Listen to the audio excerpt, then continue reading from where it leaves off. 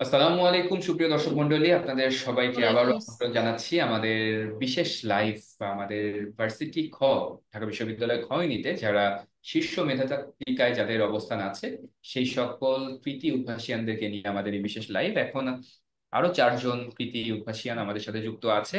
তাসনিয়া ঢাকা বিশ্ববিদ্যালয় ইউনিটে হুম। সায়েন্স থেকে 30তম, নোমান মানবিক থেকে ঢাকা বিশ্ববিদ্যালয় খনিতে 107তম, মেহনাজ 48তম, খুশবু মানবিক থেকে 10ম এবং মুশফিকুর খ ইউনিট বা মানবিক থেকে মুশফিকুরের অবস্থান হচ্ছে 47তম। তোমাদের সবাইকে অসংখ্য ধন্যবাদ এবং একসাথে কংগ্রাচুলেশনস তোমাদের সাফল্যের জন্য, আর ধন্যবাদ এই মূল্যবান সময়। এখন তো সেলিব্রেট করার টাইম, এখন তো এনজয় করার টাইম, এর মাঝখানে গুরুত্বপূর্ণ সময় তোমরা আমাদেরকে দিচ্ছ আর কি। খুবই ভালো লাগছে। একটু দেরিতে হলো আমাদের সাথে লাইভে এসেছো।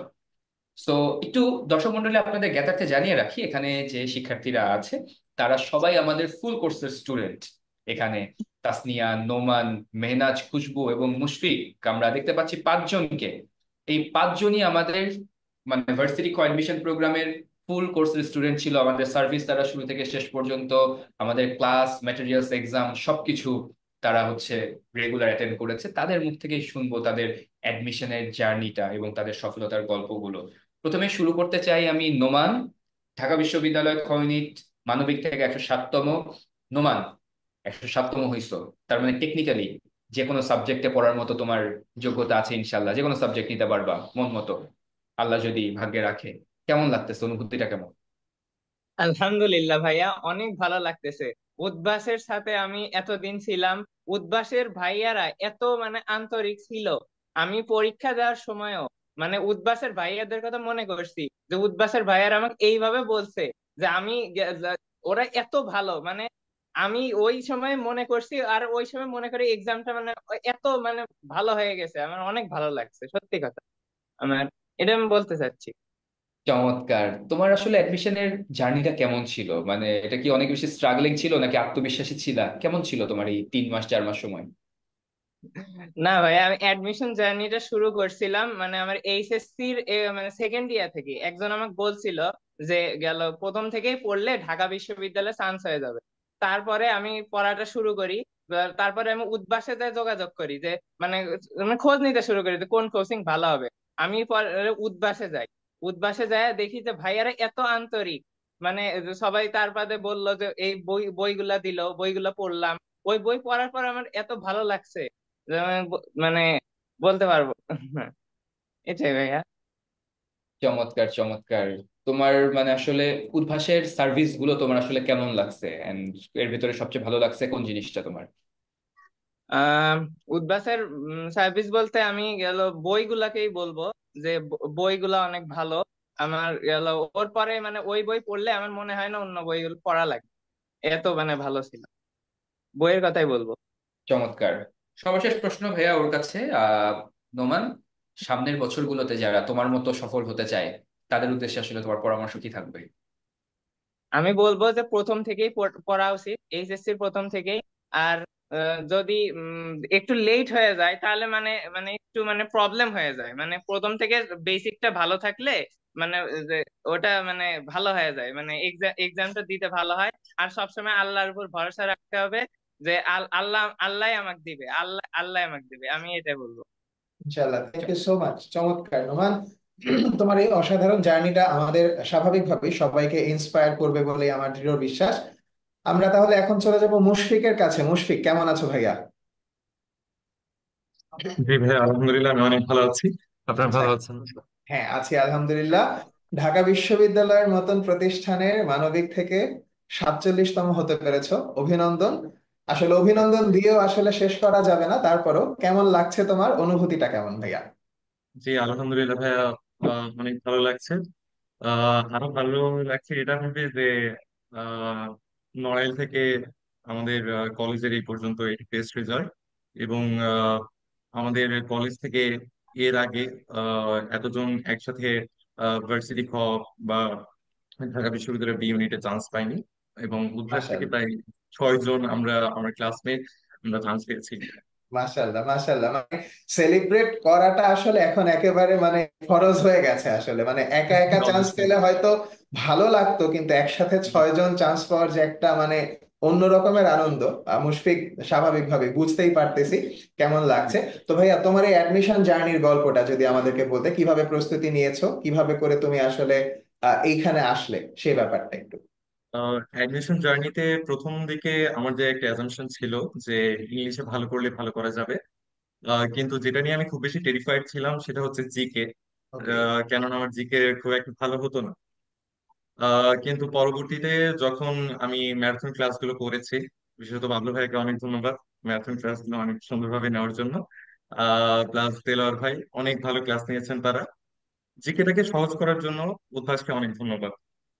আহ, এবং আরেকটা বিষয় হচ্ছে যে রিটেনটা আমার এমসিকিউতে খুব একটা ভালো আসেনি। যেমন আমার থেকে উপরে যারা আছে, আহ, মানে মেরিট লিস্টে, তারা আমার থেকে এমসিকিউতে বেশি পেয়েছে।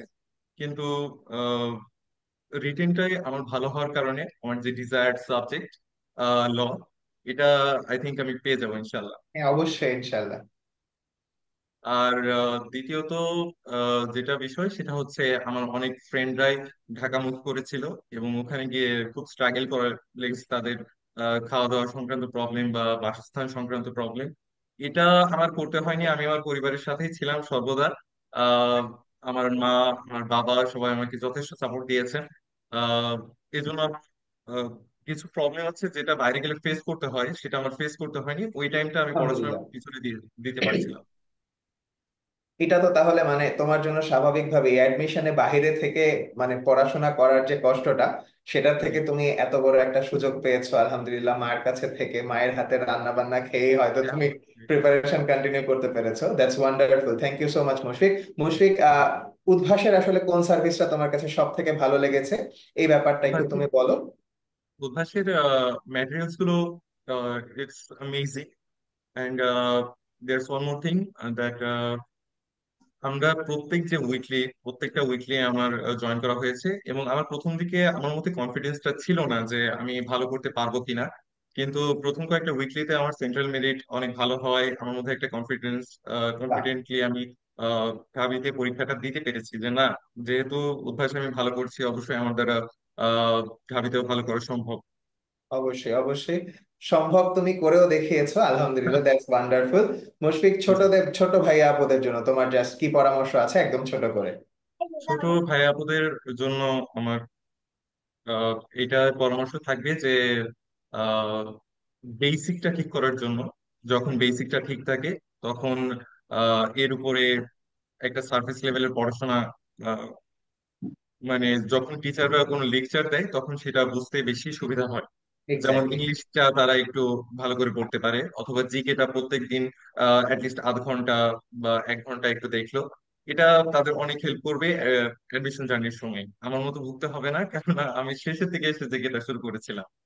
আচ্ছা, অসুবিধা নাই মুশফিক, ইনশাআল্লাহ। তুমি তোমার সর্বোচ্চটুকু দিয়ে চেষ্টা করেছো, এবং সৃষ্টিকর্তা সেই চেষ্টার প্রতিশ্রুতি হিসেবেই হয়তো তোমাকে সফলতার মুখ দেখিয়েছেন। আলহামদুলিল্লাহ, তোমাকে অনেক অনেক অভিনন্দন।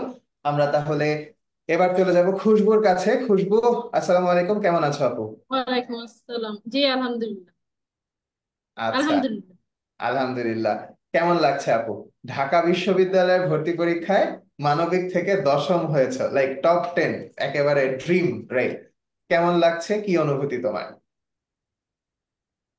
জি আমি আমার সৃষ্টিকর্তাকে আহ, আমার ধন্যবাদ জানাই, এবং আমার উম, পিতা মাতা এবং আমার যে শিক্ষক বৃন্দ আমার এই পর্যন্ত আমাকে যা শিক্ষা দিয়েছেন তাদের আহ, অশেষ কৃতজ্ঞতা জানাই। অবশ্যই অবশ্যই। স্বাভাবিকভাবে তোমার হয়তো অনেক বেশি ভালো লাগছে এই মুহূর্তে। তুমি আপু আমাদের সাথে আজকে এই পর্যন্ত আসতে পেরেছো, আলহামদুলিল্লাহ। তুমি সৃষ্টিকর্তার কাছে, তোমার বাবা মার কাছে, শিক্ষকদের সবার প্রতি তোমার কৃতজ্ঞতা জ্ঞাপন করেছো। কিন্তু এই জি সাকসেসের সম্পূর্ণ ক্রেডিট কিন্তু মূলত তোমার, এ কথাও ভুলে গেলে চলবে না।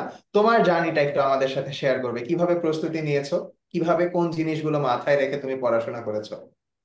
জি আমি এইচএসসি পরীক্ষার পরেই মূলত ভর্তি প্রস্তুতিটা শুরু করেছি।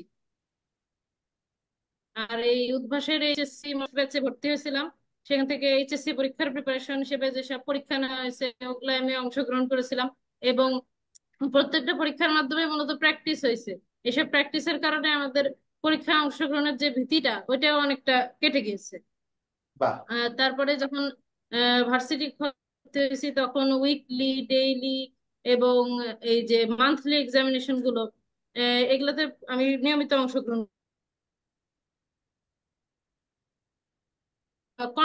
কন্টেস্টের কারণে আমাদের আরো যে ভালোভাবে পড়ার যে নিয়মিত চর্চার যে ব্যাপারটা সেটাও নিশ্চিত হয়েছে।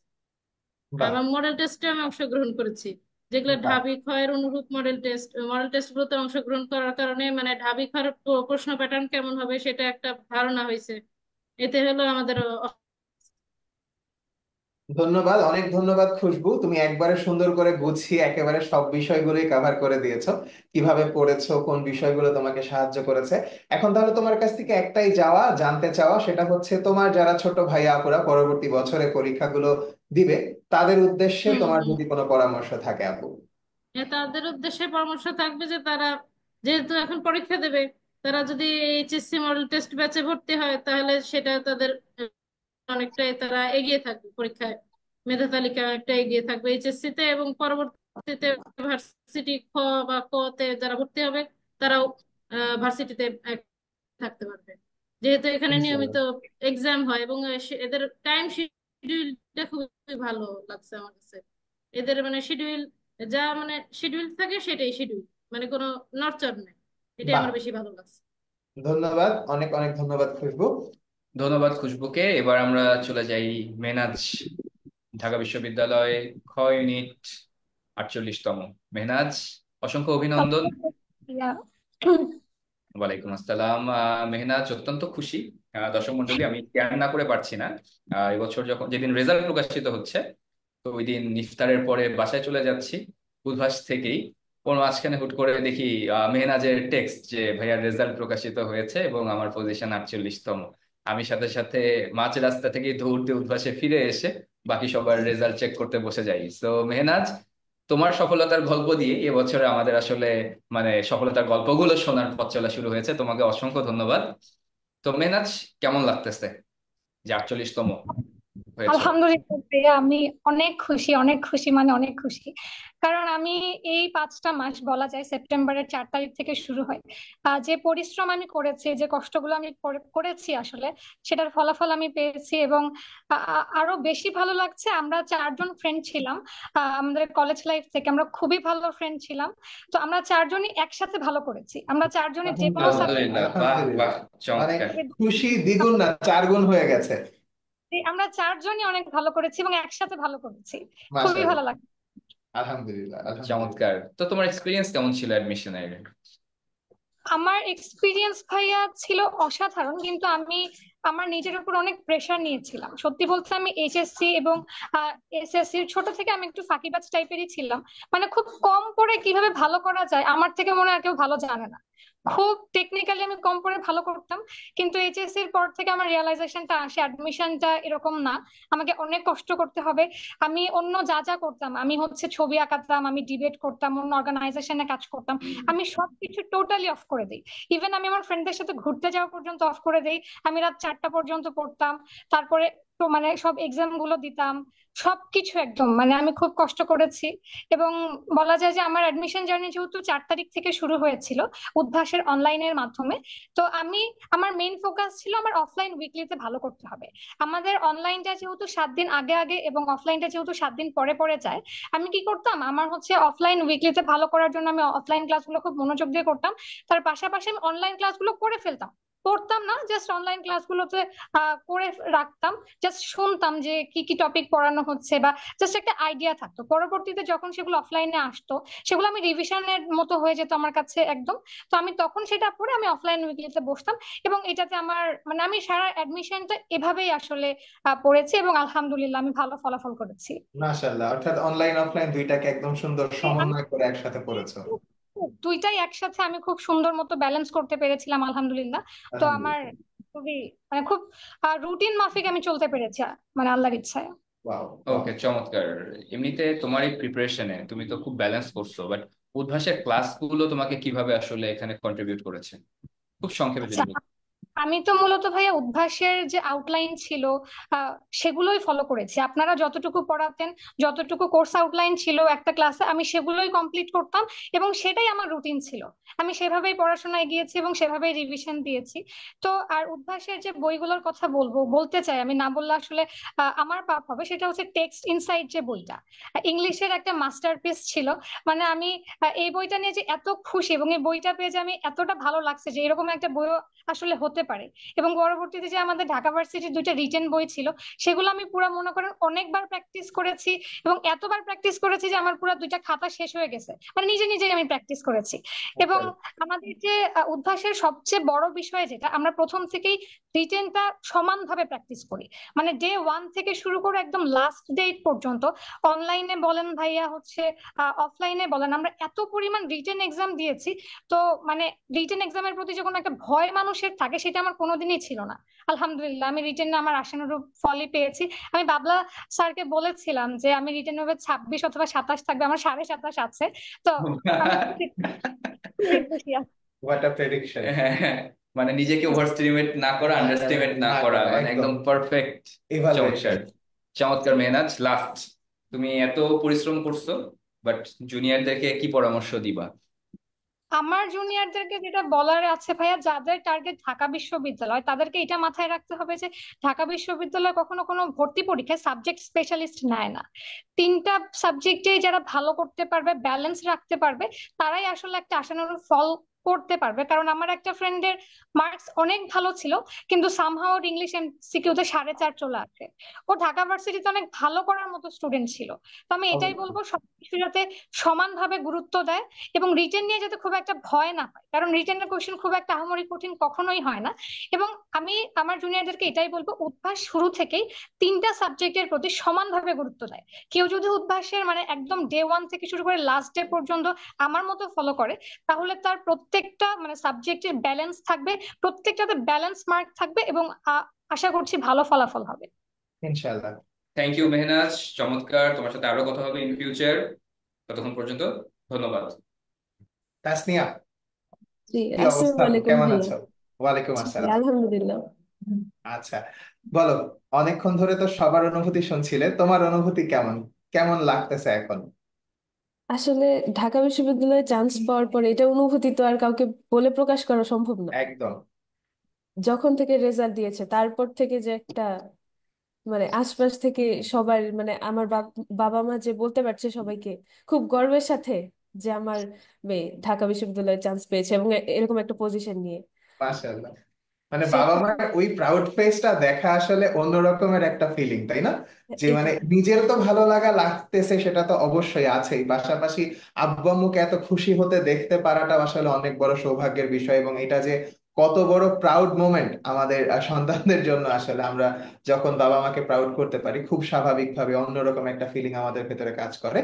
তো এখন তাসনিয়া আপু, তোমার কাছ থেকে জানতে চাইবো তোমার অ্যাডমিশন জার্নিটা কেমন ছিল, কিভাবে ক্লাস করেছো, কিভাবে সবকিছু মাথায় রেখে প্রস্তুতি নিয়েছো, সবার সাথে যদি একটু শেয়ার করতে আপু। আমি তো সবার অ্যাডমিশন জার্নিটা শুনলাম, আমার অ্যাডমিশন জার্নিটা আরেকটু বেশি রোলার কোস্টার। কিভাবে আমি প্রথমে হলো আহ, আমি যেহেতু সায়েন্স ব্যাকগ্রাউন্ডের ছিলাম, তো আমার বাবা মার খুব ইচ্ছা ছিল মেডিকেলে পড়ানোর, তো সেক্ষেত্রে আমি উনমেষে ভর্তি হয়েছিলাম। কিন্তু 1 মাস থেকে 1.5 মাস ক্লাস করার পর আমি বুঝলাম যে আসলে আমি উম, উৎসাহ পাচ্ছি না মেডিকেলে পড়ার। তখন আমার ছোটবেলা থেকে একটা স্বপ্ন ছিল আমি ল নিয়ে পড়বো।